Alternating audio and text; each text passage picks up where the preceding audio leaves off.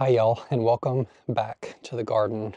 We are going to take a little walk around because it's approximately 50 degrees warmer than it was less than a week ago. So big temperature swings here in Ohio, and sometimes we have that weather. I was going to do a video showing you how I'm going to do some development on the property this year as far as putting in some infrastructure, particularly water, so I can be successful growing all the things I want to grow this year. But before I do that video, I just want to take you and walk you around because we have some new people here who may not have seen some of the older videos from this fall where I walked you around and showed you parts of the property or at the very beginning. So we're going to get started. We're going to be in the back a little bit today, but for those of you new here, this garden bed right here is brand new as of this year. So there was a birch right here that we cut down, and then I created this entire big swooping bed, which is going to be filled with perennials. You may have saw my perennial video that I did a couple weeks ago now, and I did get a lot of stuff planted in here, mostly shrubs this fall. I did plant a few perennials like this Feather Falls Carex here, and some of the Veronicas that I told you I got. This is Ever After down here at the bottom. And then some grasses and stuff, but mostly roses, boxwoods, trees, Japanese maple, a few hydrangeas, yews, and a few other things we'll go over more when it gets a little warmer. But let's go take a look at the back right now. So I don't know how much I'll get done up here this year. This will be a last priority. I was wanting to do like a shade bed under these bigger trees, but that is not like super high on the list, and I've not really ordered any plants to fill those spaces. So we're going to get through the things that I want to get through first. One being a cutting garden, the vegetable garden, and this front flower bed, and then another project I'm excited to tell you about that I just ordered the stuff for yesterday. So those of you who have been around for a couple months, or at least a few months, or even longer, know we had geothermal installed in the fall. October is when it was installed, and in the spring I'll need to come through with the tractor and level out this ground. When they dig it in, they dig a trench that's at least 4 foot deep below the frost line. This is probably 5 or 6 feet actually, and then they pile the dirt back on, but you can see it has sunk significantly, which is great. That means it's settled really good onto the geothermal line, which will provide the most efficiency for us. And we've gotten a ton of rain this week. It is still very wet outside. Actually, there is a dry creek at the back of the property, which I've not shown you before, but I'll pop a picture on the screen. It flows quite a bit and looks very much like a creek or river this time of year when we're getting a lot of rain. But the tractor will need to come through and clean up some of this. The tractor should be able to handle this, I would think. There's still probably a lot of sinking that's going to occur between now and then, or now and spring when I get to that project. But you can see here just a little bit of what I'm dealing with it sinking down. But level it out nicely, that'll be good. Eventually, I need to come through. At one point, this house, the prior owner didn't redo the gravel, but you can probably see the ground where a driveway existed, a gravel driveway up and around the tree there. I'm going to rework how this is going to come down, and it'll probably come down on the other side of the tree and down, but not this year, but in coming years it will need to be re-graveled so I can enter and get out and into the garages more easier than having to drive through the grass. Big project for this side of the barn this coming year. I have ordered 11 David Austin roses from heirloomroses.com called James Galloway. I'm not exactly sure why these posts are there. My best expectation or idea is that at one point a lean-to was going to be built on the side of this barn / garage for maybe a like Winnebago or something, and it never got done, or this was the original edge to the barn and it just did not get completed to the side. I'm not sure, but either way, these posts are here, and they are quite an eyesore. So I'm going to buy some vinyl coated wire and run like a wire trellis all the way down them. Every couple feet or so, these are approximately 11 foot tall, And I'm gonna plant roses at the bottom of every, climbing roses at the bottom of every column, and then one in the center of every column for a total of 11. James Galloway gets approximately 12 foot tall, so it will fit these perfectly, and 4 to 5 foot wide. So it's gonna be actually, I think, a 40-foot wall of beautiful pink roses in several years. It'll take a while to get going pretty much, but we'll see how much growth they put on this season, because I've got them to arrive right at the end of April with the rest of my roses. That means I'm adding 23 roses at least right now. I've still got a couple that I want to order. I might have to hold on a little bit, but I think it'll be really beautiful. This is the northern side. James Galloway can take a little bit of less light, and I just think it'll be really lovely here as a beautiful backdrop to take photos. Maybe I can sit here and shoot video. But while we're here, I've got to get the stuff on the side of the barn cleaned up. A lot of that is leftover stuff from when we moved, a lot of garden stuff. We've got containers, a chair, and some pots that I got to find places for when spring starts back up. But right here on the back of the barn is a kind of original pump house to our well water. And so it's right here in the corner. So on the next year, I'm going to come out with a water hose spigot here, and this is where I'm going to be running a lot of my water that I'll talk to you about in the next video. So here I'll come down and it'll run to areas of the property. Now, because we are on well, I'm not going to be irrigating my lawn. All the irrigation I'm going to be doing is drip irrigation to the flower beds and the cut flower garden. So there's not going to be a significant amount of water usage in the future if we have to redo this well, because the well is original to the house, and we probably will over the next 5 to 10 years.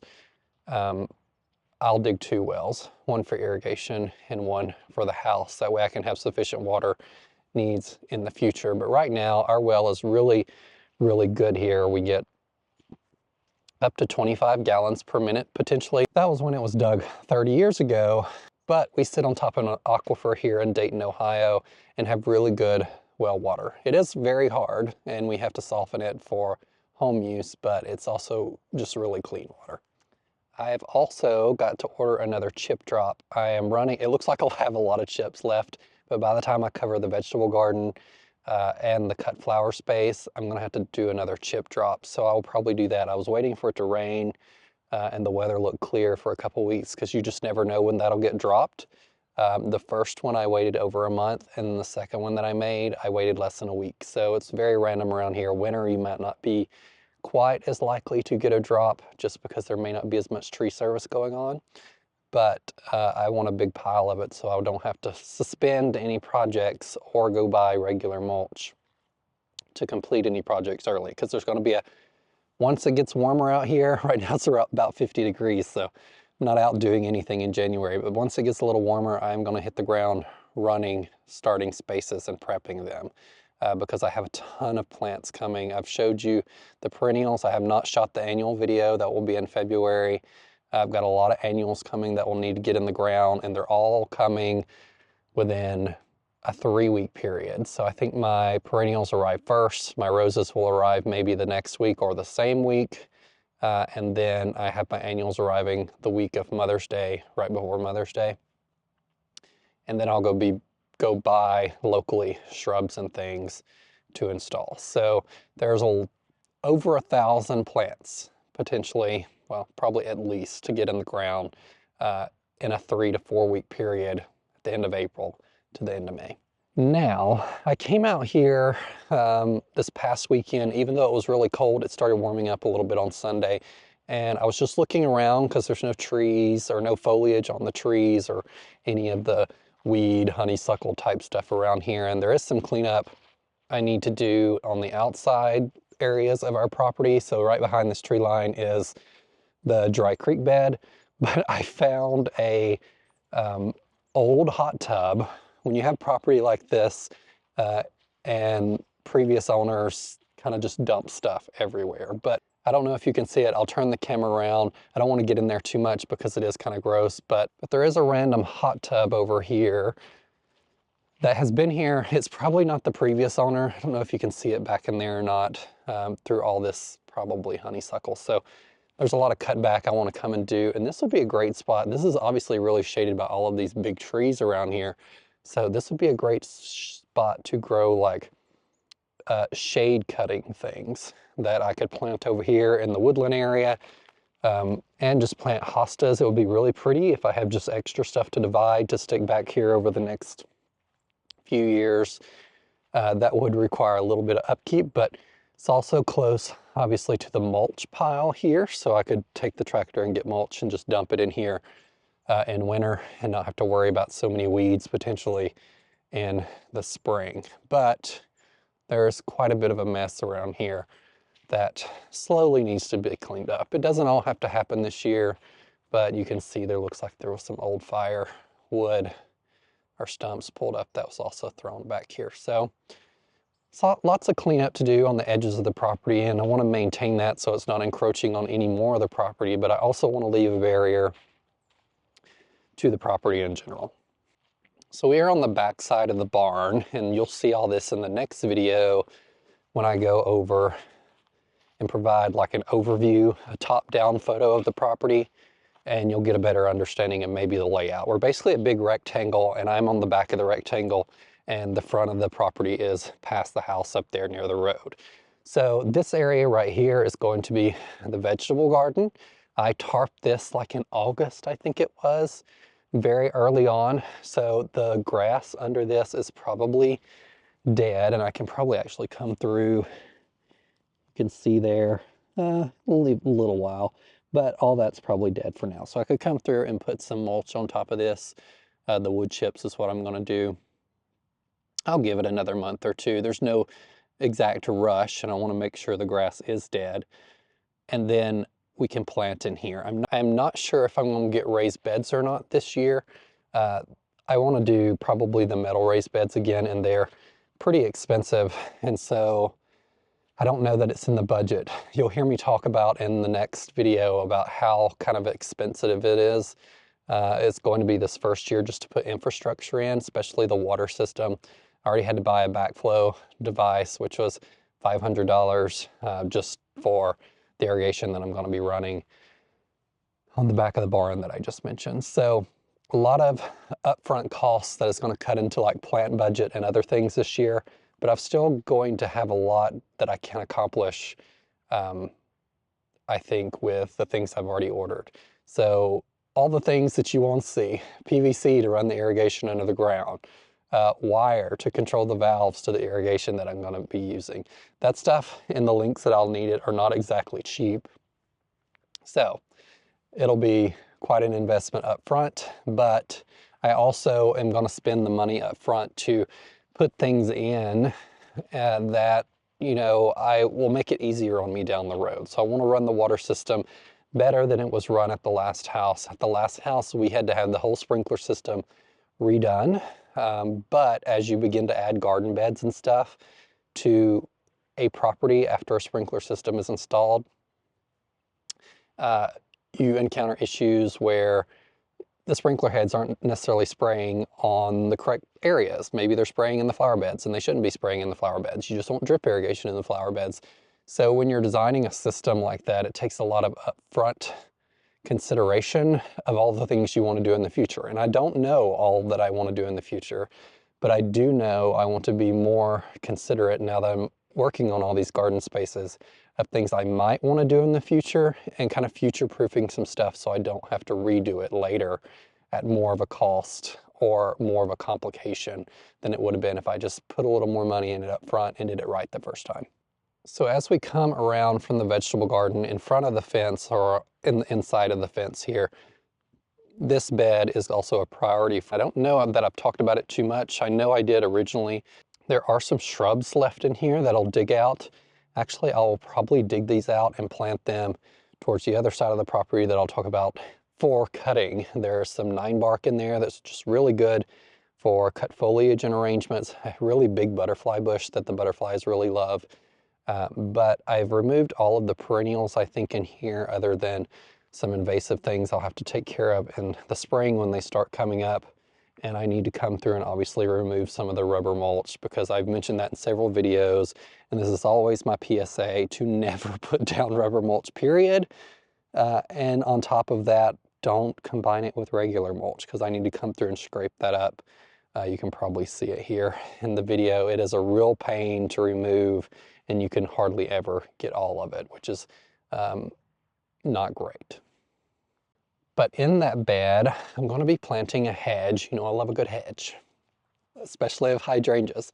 A good hedge of Limelight Prime hydrangeas. I've already placed the order. There's going to be 38 of them, I think, around the pool area here, and I've already planted about 10 on the other side of the fence there that I was able to get from Proven Winners last summer when I went. So I placed an order locally to get, I think it's about 38, to fill this entire back area with a hedge of Limelight Prime hydrangeas. And those hydrangeas, I'm really excited about it, guys, because they're already 5 gallons, so they'll be quite, you know, they're going to be bigger than a typical 3-gallon that you find them in.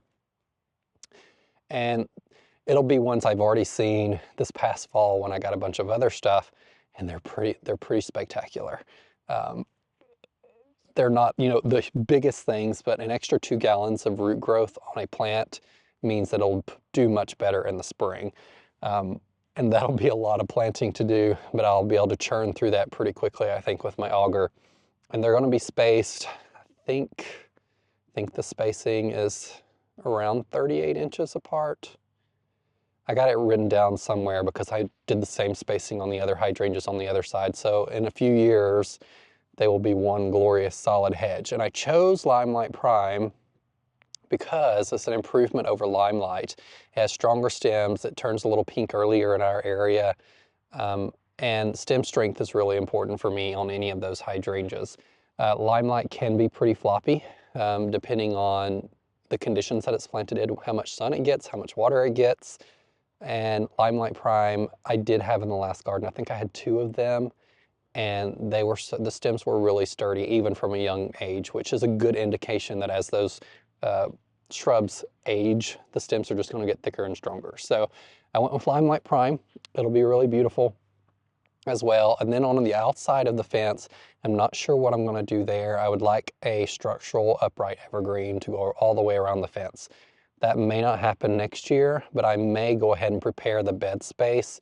And it's going to be not a very super deep bed. It doesn't need to be super decorative or anything because it's the outside of the fence I'm not going to look at too much. But 5 to 6 feet of bed space. And I really want to use emerald green arborvitae. I have had really good luck with those, but deer love them. They're like candy. And I've not actually seen a whole lot of deer issues this winter yet, which is a good sign. So I hopefully won't have a huge issue with that like some other gardeners do. If I do, or if I notice more of a winter, I'm not going to go that route because deer may just destroy them. Luckily, the area we live, there are a lot of fields around us for crops to grow, but we're also kind of surrounded by a lot of other houses, so we don't back up directly to the woods or anything. So there's not a great area for deer to hide. But at night they do venture out, and we've seen a couple not like directly on the property. So that'll be a consideration to take into account. And I've been watching and planting stuff already in the fall for concerns of deer. So from the fence area where we just were is where I've laid out the cut flower space, which I will be doing a whole separate video on that. I'm not sure how detailed it will be because I'm kind of gonna wing some of the, I have a very thought out plan of how I'm gonna do it, but some of it is gonna be kind of winged as far as what's being planted in some spaces. Some of it will be done very strategically, like the roses will be planted on the back side here because this is east facing, this is west facing. They'll be the tallest thing in the cut flower garden over time, and I don't want them blocking the shade or casting shade on any of the other annuals. So there'll be roses here. I will probably plant annuals in the middle, and then I'm going to get perennials started on this side. And it might seem like a weird setup to you, but this space, this cut flower space, I don't want to have to buy another tarp this winter. But as soon as I remove a tarp from here, I'm going to place the tarp to the right here and on the back side for even more growing space, because over time, if the roses that I like do well, I'm going to do at least 2 more rows of them. So I have 3 roses of the same variety to cut on all the way down. And then this entire thing will eventually become perennials for cutting. And then I'll have a separate space either here or over here for annuals to cut on. So this cut flower space is kind of just going to be its first iteration this year, but I am strategically kind of placing out some things by type. So shrubs, perennials, annuals, and then I can fill with more perennials and shrubs there in the future. Now you'll see this is kind of the back of our property here. So I still have a good space here, and we own all the way to the other side of these trees you see right there. So this area, what I'm going to do in the future is plant shrubs. I want to do an entire line to kind of edge the property with red twig dogwoods and yellow twig dogwoods. And so those will go down and at least kind of meet the trees there. In front of those, I kind of want to do a landscape planting of various hydrangeas, black-cap pussy willows in this area. And just mostly this would be things that I would want to cut on, but also form a barrier or a natural fence for privacy to the edge of the property. I've mentioned there's not a whole lot I can do in this area between that tree and really like kind of this area here. This is our septic field for the septic tank, and we have an alternating valve up there, so it goes this way one part of the season and this way another part of the season. And then our backup septic field, if this one were to ever fail, is on the side of these trees and it goes down that way. So anything I could plant here in the future would need to be annuals because I wouldn't want to get a whole lot of perennials or shrubs established there that would need to be pulled out if our septic field was to fail and we had to utilize that space for septic. So looking back here, you can see the kind of space that is available in the cut flower space. And I think it'll be really lovely. I can actually probably claim a little more space between the tarps and the green giants there.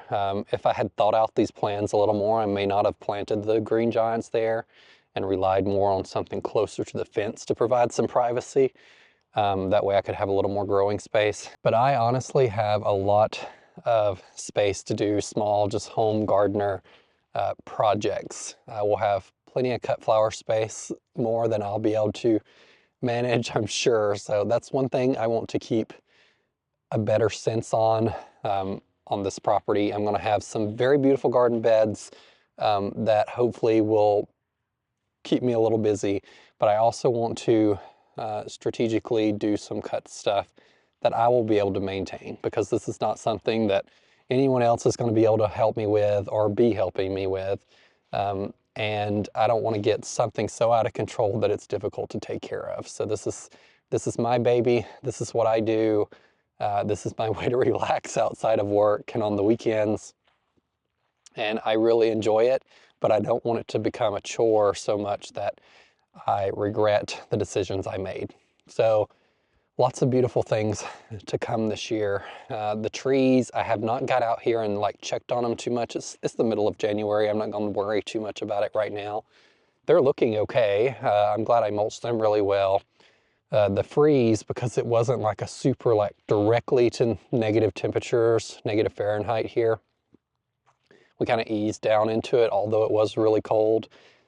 I think they'll all be okay. That's something you just have to worry about with any new planted items, especially later in the fall. But these got in the ground in September, I think I got these planted, or had them planted because they're really big. Some of them I did plant myself, just not the really big ones. We were originally gonna have, or supposed to have, an El Nino, and it has been way colder and way wetter than I expected it to be. But that's also good for all the things I planted this fall. The wetness anyway, the cold not so much. I would have preferred it not have gotten into single and negative temperatures. But everything I planted this year is hardy to our zone, or this fall that I planted. Not doing any crazy stuff this fall, that late in fall. If you're gonna experiment with something that might be outside of your zone, like by a zone, like I'm gonna be planting a rose this coming spring that's a zone 7 plant. I would recommend you plant those things in the spring if you're going to experiment, because the likelihood of you planting it in the fall and it getting rooted in enough to survive a temperature drop that's below its zone, it's less likely to survive, honestly. And then we have a lot of land up here. This is the rest of the 5 acres out front. It is a big space, but there's not going to be a whole lot that I'm doing out here in this area. And primarily because getting water out here is really difficult until a well, we have a subsequent well, because it's got to come all the way from around the barn out here, which is a really big distance. And I won't be running irrigation out here from what we have available right now. What I am going to be trying to do, though, is get irrigation from the house down the driveway to some planter boxes I have at the end of the driveway, just so I don't have to manually hand water those. And so I can maybe develop some smaller beds up there that are easier to take care of. Thank you all for joining me on this little garden walk today. Next week I'm going to do like an overhead drawing of the property and show you kind of where I'm going to run some lines, why I'm running lines the way I am, and talk a little bit more about what I talked about today. It's getting a little drizzly and it's pretty still cold out here for this southern boy, so I'm going to go inside and warm up. Thank you guys for joining me today, and remember, be a light. Take care. Bye.